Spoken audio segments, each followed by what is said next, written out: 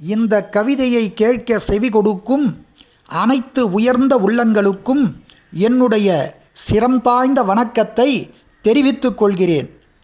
வான் பறவை 4 கிழக்கே இருந்து மேற்கே இரை தேடி சென்றபோது மேற்கே வலிமை படைத்த வேடன் விரித்த வலையில் 4 பறவைகளும் சிக்கிக்கொண்டு கூக்குரலிட்டன.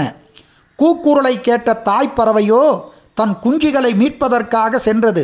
வேடனோ 4 பறவைகளையும் சிறையிலிட்டு பூட்டிவிட்டு வேட்டைக்கு சென்று விட்டான். தாய்ப்பறவையோ வேடன் சென்ற வழி மீது விழி வைத்து காத்து கிடந்தன. வெகு நேரம் கழித்து வேடன் வந்தான். தாய்ப்பறவை கூறிய அமுத மொழியை கேட்டு வேடனின் மனம் குளிர்ந்தது.